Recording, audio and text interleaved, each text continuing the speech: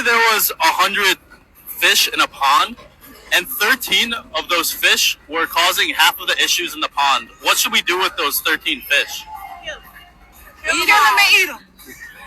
Kill them and eat them. Kill them and eat them. We should kill the 13 fish? Kill them and eat them. Kill them.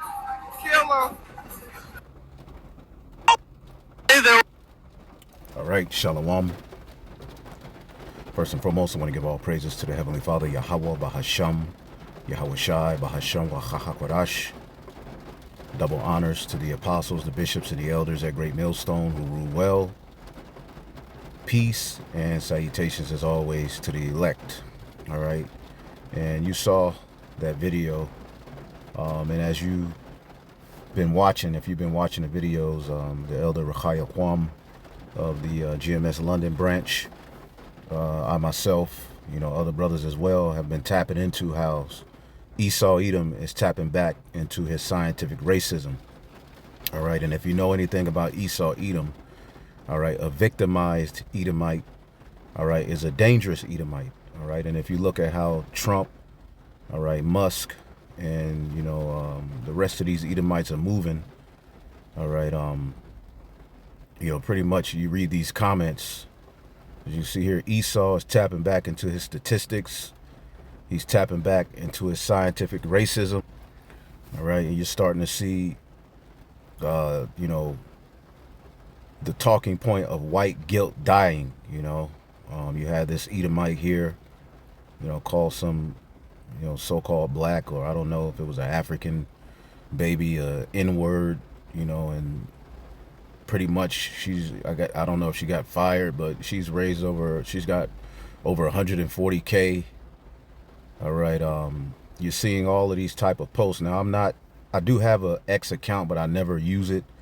But the Elder Rechaya Kwam has been tapping into it, and pretty much from what I'm hearing from him and other brothers, Esau Edom is on these different platforms going crazy, and they're talking about the talking point of white guilt. You see what I'm saying?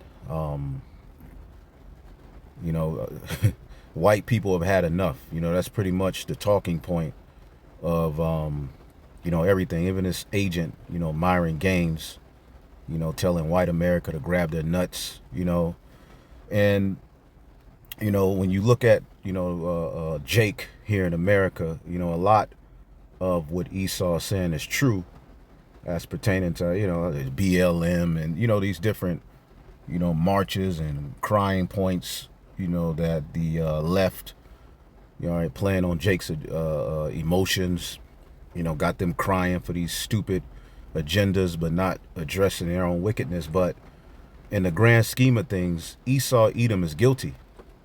In the grand scheme of things, as we always go into, there is an inquisition. There is an inquisition, all right, which is an investigation going on against the so-called white man through the spirit. And it starts with the prophets, and they feel it. So what you see Esau doing, all right, I wish I can tap into all of the because he sends me stuff every day. So these Edomites are, on the internet going crazy. The talking point of white guilt, they're throwing it out.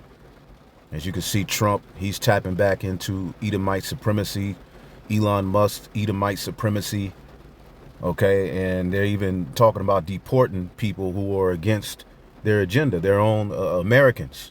And we know who that's targeted at. But again, let's read this real quick, because what I want to do is tap into Lamech in the book of Genesis, the 4th chapter.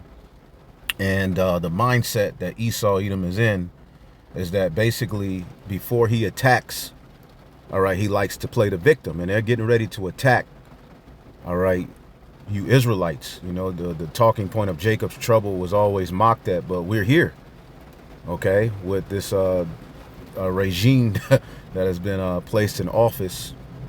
We're definitely here. But I wanted to read this real quick. This is the book of 2nd Ezra, the 6th chapter, and the 18th verse. It said, "Behold, the days come that I will begin to draw nigh and to visit them that dwell on earth, and will begin to make inquisition of them what they be that have hurt unjustly with their unrighteousness, and when the affliction of Sion shall be fulfilled." See, so the affliction of Sion, you Israelites, is being fulfilled. All right, and it comes at the end of Esau's world.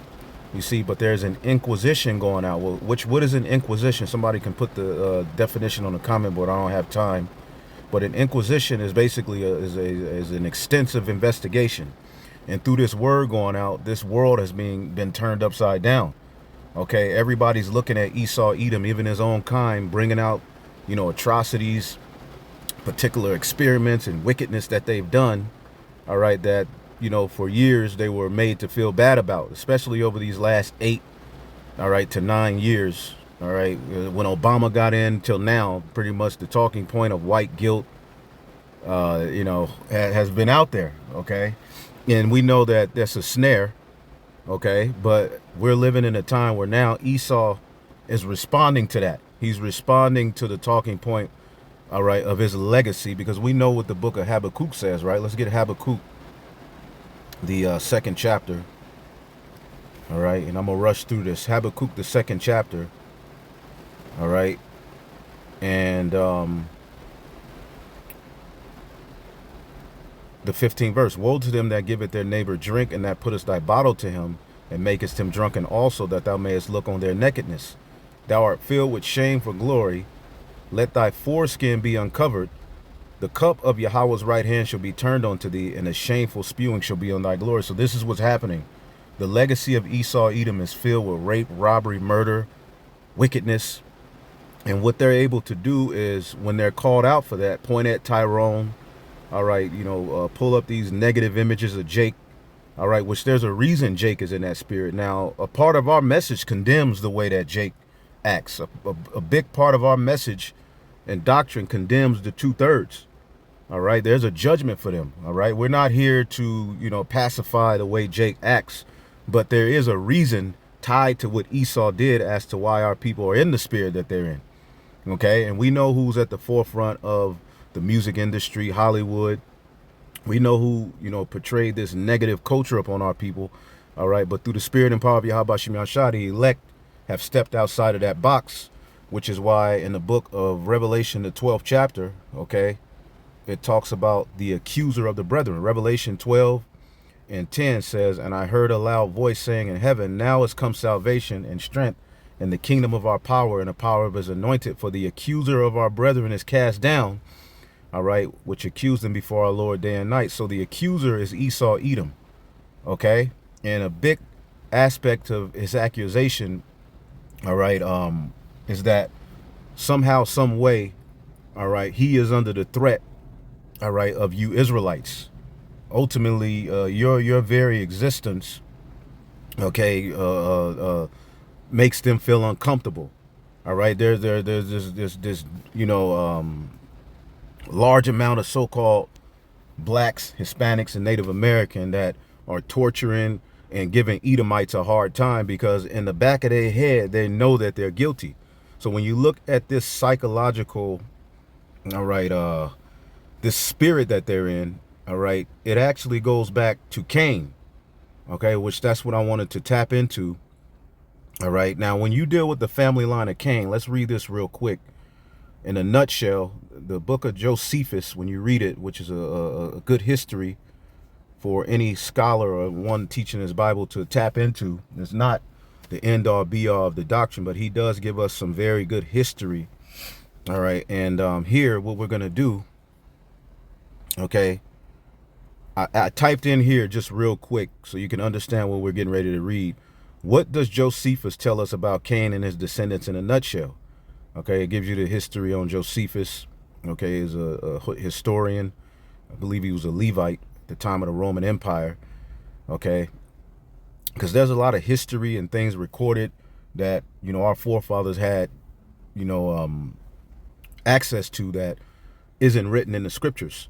Okay, what we have in the scriptures is a very abridged version of what actually happened. And when we read these stories, especially the first 5 books, it's very abridged. You can look up the word abridged, okay, shortened, all right, to write it down so that the reader can have an overall understanding of what happened. Now, Josephus emphasizes that Cain was not just a murderer, but a corrupt and self-willed man. When we hear about Cain and Abel, all right, we have to understand that these are 2 all right, generations. Just like Esau and Jacob were two nations of people, Cain and Abel, all right, who both came out of Adam, were two different nations, all right? And the legacies are established in the book of Genesis 4 and Genesis 5, leading up to Noah. Okay, so you have to understand that while the sons of God were on earth, Cain's lineage was also on the earth. So Josephus lets us know that Cain was not just a murderer, but a corrupt and self-willed man. After killing Abel, Cain feared for his life, all right? Well, why do you fear for your life when you're the one that did the act? See that? And remember, Cain said, am I my brother's keeper? This is the spirit of Esau, Edom. He does all of this wickedness, then he plays the victim. Esau did that. He gave away the birthright, then he was the victim for the consequence, right? It says he was not just a murderer, but a self-willed man. All right. After killing Abel, he feared for his life. Instead of repenting, right? He built the city. And we have to understand that the spirit of Cain, which all of the family line of Cain were flooded out at the time Noah got on the boat, that spirit returned, all right, through Esau. So Jacob and Esau is Cain and Abel all over again. Okay, and those two spirits are here in the earth, as it was prophesied in Genesis that the seed of the serpent would have enmity with the seed of the woman. So the friction that you see between the Edomites and the Israelites is spiritual. It's not something you can march away. It's something that is embedded in the story of the Lord. Okay, and it plays out, all right, in our very life right now. What do you think Donald Trump, the spirit he's in, is? He's the seed of the serpent. He's one of those particular Edomites, and he's coming in the spirit of Cain. So what I'm getting at here, after killing Abel, he built a city called Enoch after his son. So you had an Enoch that was of the sons of Cain. You had an Enoch that was of the sons of Adam through Seth. Okay, showing he preferred security and worldly achievements over obedience to the Most High. Don't we see this same thing now? Moral decay was in his line, his lineage. Cain's descendants are portrayed as becoming increasingly wicked. They advanced in technology and arts. All right, the first talking point of weaponry can be read here in Genesis, the 4th chapter. Okay, with one of Cain's descendants. Okay, Tubal Cain, Genesis 4. All right, in 22. All right, let's see here. And Lamech's other wife Zillah gave birth to a son named Tubal Cain. All right, bringing forth the energy of Cain, basically. He became an expert of forging tools of bronze and iron. All right, Tubal Cain had a sister named Lamech. So this is a lineage of people that were on the earth at the same time that the sons of God was on the earth. So as you see the sons of God, you know, getting into moral decay, right, that led to the flood, you best believe that the energy and influence of Cain and his descendants, just like today, all right, had a lot to do with that. And was not Esau blessed with the sword? Okay, so the first talking point of making weaponry, okay, goes back to one of the descendants of Cain. Okay, so as you go here, goodness gracious, okay, let me get this out of here. Okay, if you go, going back here, it says, okay, they advanced in technology and arts, metalworking, music, all right, using music to destroy. But Josephus sees this not as a cultural progress, but as signs of moral, all right, degeneration. He accuses them of leading lives of people, pride, and sensual indulgence. All right, the same thing we see happening today. Remember, the scripture said that which is then is now. Josephus mentions Lamech and interprets his song as a confession he killed 2 men, all right, possibly his wives, lovers, you know, I don't know about all of that, because basically what we're getting at here, all right, and I'm going to read a little bit of it, is this particular song, one of the descendants of Cain sung, all right, in verse 23, okay, and this is the spirit of Esau, Edom today. Now, the name Lamech, okay, in the Hebrew, all right, which a lot of the names of the sons of Cain and the sons of, you know, Adam through Seth are the same. When you read Genesis chapter 4 and chapter 5, a lot of the names are the same, but these are 2 different lineages. Okay, Lamech or Lamach, okay, it means powerful, okay? Now, that was Noah's father's name, but also the name of one of what? The fifth lineal descendant from Cain, okay? So, now that we know, all right, an overall view of what Cain's lineage was doing, all right, not only did Cain murder Abel, but his descendants, if that which is then is now, were most likely murdering, okay, and doing wickedness to the sons of God. And many of the sons of God were influenced by the descendants of Cain, which led to the flood. Okay, if you're putting two and two together. Now, this is one of Cain's descendants named Lamech. Okay, this is the book of Genesis chapter 4. All right. And we'll read verse 23. It says, I'll read it in the NLT. One day Lamech said to his wives, Adah and Zillah, hear my voice, listen to me, you wives of Lamech. I have killed a man who attacked me, a young man who wounded me. If someone who kills Cain is punished 7 times, because remember, all right, one of the, the Cain was cursed, but the Lord said nobody will be able to judge Cain. Okay, and we don't read about a judgment given unto Cain and his descendants. We know they were flooded out, but the judgment is going to take place through Esau, Edom. You see what I'm saying? So we're not justified in murdering Cain. We're not justified in taking down Esau, Edom on our own. If you do, you get judged harshly. Okay, you can't attack Esau.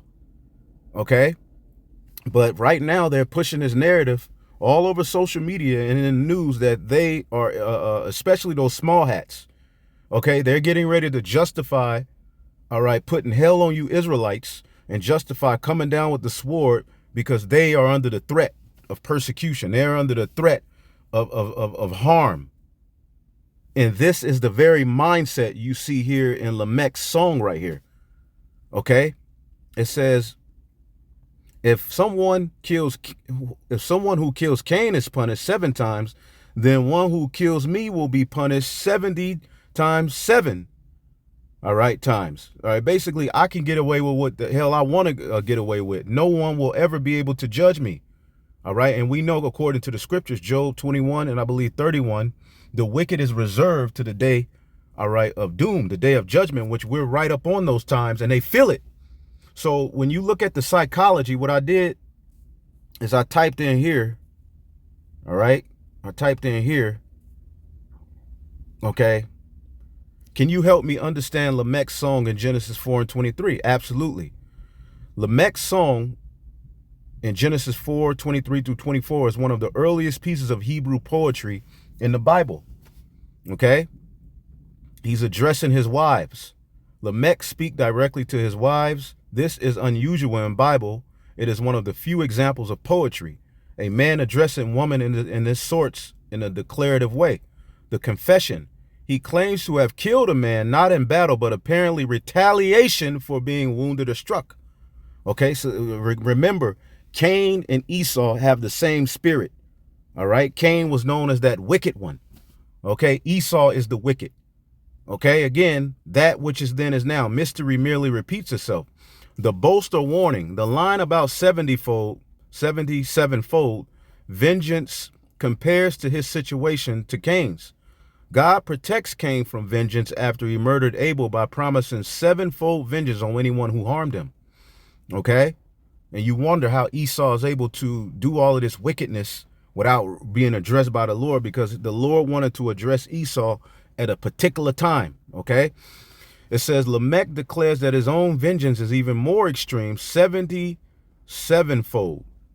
This could be a boast. Lamech sees himself as even more powerful or fearsome than Cain. A warning, don't mess with me or my family. Look what I'm capable of. A lament or defense, less likely, but some interpret it as Lamech justifying his act. What it reflects, all right, is the growing violence and moral decay in early humanity. Cain introduced murder. Lamech amplifies it and takes pride in it. Instead of divine protection like Cain, Lamech declares his own right. Okay? Now, what I asked here, was he playing the victim to justify killing? He said that's ChatGPT said that's a really insightful question. And yes, it definitely sounds like Lamech could be framing himself as a victim to justify what he did. See that? The accuser of the brethren. In verse 23, it says, I have killed a man for wounding me, a young man for striking me. He doesn't say he was attacked with deadly force, just that he was wounded or struck. So it seems like the killing was retaliatory and maybe excessive. By mentioning injury first, Lamech could be positioning himself as someone who was wronged, okay, which sets up a kind of moral justification for his act. He hit me, so I had the right to hit him or kill him. You see that? He hit me, so I had the right to kill him. Now, if you've been watching the videos, forget this guy's name. I was just thinking about him, but there's this Edomite who basically they're doubling. When you look at what Esau's doing, they're doubling down. Okay, let's see if I can find this article right here real quick. Okay, this is an example. Like Matt Walsh, he was talking about how basically they were, he takes pride in how America was taken from the Native Americans because they were subhuman, or they were primitive, right? And when you look and read in Esau's, his writings, like Columbus and his cohorts, basically they talked about how nice and gullible the Native Americans were, all right? But how they justified it is that ultimately they were savages. So they justify what they did by saying this is a savage race of people. They bring nothing to the table. They're not building nothing, all right? And ultimately, when we came to their land, all right, they attacked us. Okay, so they were able to justify, and that's their science. You're subhuman, all right? You bring nothing to the table, all right? You have a low IQ, so we are justified in taking your land, the doctrine of discovery. But if you look at what Trump is doing, all right, Trump is talking about bringing back Columbus Day, because Columbus Day has been labeled what? Indigenous People Day over the last couple of years, right? Over these last years. I don't know when it came into fruition, but Trump is saying, no, we're calling it Columbus Day because what they're doing is doubling down on what they did. Now, when you listen to this guy, Matt Walsh, right, which you can look him up, this is him, you can find his tweets where he's talking all kind of shit, right? About he doesn't feel bad about the history of America. He's doubling down. He's tired of white guilt. All right, and this is the spirit that Esau is in, right? This is and he goes against the trans community. So he says some things that are good, but it's coming out, all right, that he's no different than the rest of these Edomites, okay? And you can find it. I did a video on it not too long ago, but again, the elder require quam, GMS fear the Most High 7 Ga. He goes into a lot of what Esau's doing, but again, all right, going back here. All right. It says the poetic style and the boastful tone, especially in verse 24, suggests Lamech is not remorseful. Instead, he's elevating his own sense of vengeance. All right. Of vengeance way beyond God's protection of Cain, that makes it feel less of a plea in self-defense, but more like an arrogant self-justification. And this is what Esau's getting ready to do. It's like he's saying, if Cain could get divine protection for murder, I should get away with mine even more. So yeah, it reads like he's playing the victim to elevate his own power and excuse violence. It's a chilling example of how early in the biblical story justice gets twisted into personal vengeance. And this is what the small hats are getting ready to do. This is what Esau's getting ready to do. Okay? What I said was, would it be safe to say he killed one of the sons of God mentioned in Genesis 5? That's a fascinating idea, worthy of unpacking. So in Genesis 4, Lamech is part of Cain's line, while Genesis 5 gives us the genealogy of Seth. Now, have not we been breaking these things down? If you go into the history of our videos, we've been going into this, right? When you read Genesis 4, 5, when you read, these ain't just names. These stories mean something. That the past ties to the present. Adam and Eve's third son, whose descendants are sometimes considered as the sons of God, especially when discussing 6 and 2. So even ChatGPT knows and understands that Genesis, the 6th chapter, ain't talking about fallen angels. It's talking about the lineage of Adam through Seth. and how they fell away from the righteous way. But Noah was the last of that righteous lineage, which is why the Lord chose him before he flooded the earth. These two genealogies, Cain and Seth's, run in parallel but are morally contrasted. Cain's line develops civilization, music, tools, but also becomes increasingly violent, Lamech, while Seth's line is associated with worshiping God. All right, see Genesis 4:26. It says, then began men calling on the name of the Lord. Okay, I have killed a man for wounding me and a young man for striking me. The word young man here, the Hebrew yalad, that's where you get the word lad, can refer to a boy or a youth, not necessarily a warrior or an enemy. Some scholars suggest that this killing was disproportionate, all right, perhaps even senseless. If we speculate that Lamech killed someone of Seth's line, just like his father did, but, you know, Seth wasn't born yet, okay, he killed Abel, all right, which ultimately, with that act, you have to understand, if he killed Abel, what he was trying to do was root the righteous lineage out of the earth. You see that? He was trying to root the righteous lineage out of the earth. So if the Lord didn't bless us with Seth, we wouldn't be here. It says, if we speculate that Lamech killed someone of Seth's line, possibly someone godly or innocent, that would deepen the moral contrast between the two lineages. It could also fit with how violence escalates in Cain's line, culminating in Lamech's boastful song. All right, but the text doesn't name the victim. All right, so it's merely just a hypothesis. All right, so I mean, you could, you know, it's more, you could pause it and read the rest of that. But okay, when we read Genesis, when we read the book of Revelation, the 12th chapter, and we look at what's happening right now here in the earth, okay, Esau, Edom, okay, is the accuser of the brethren. He's accusing you Israelites, okay, in preparation to justify what they're getting ready to do, because they're getting ready to come down with great wrath, man. Okay, so what they're doing, when you look at these Twitter posts, I wish I had time to go through the majority of them. All right, I mean, the Elder Require Quam brings up some of them. Esau Edom is tapping back into his statistics. You know, Esau will pull a statistic out of his ass in a minute.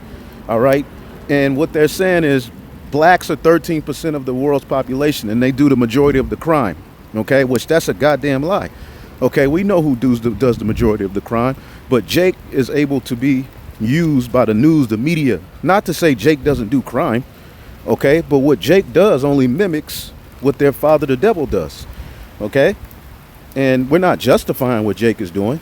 There's a judgment for what they're doing, but see what Esau is trying to do, all right, in the spirit of Cain and his family, is put Jake out there as the biggest problem of the earth, especially, you know, they're going to come at us, and this is going to justify him deporting, all right, slaughtering and destroying, man. Hopefully I'll edify. Shalom.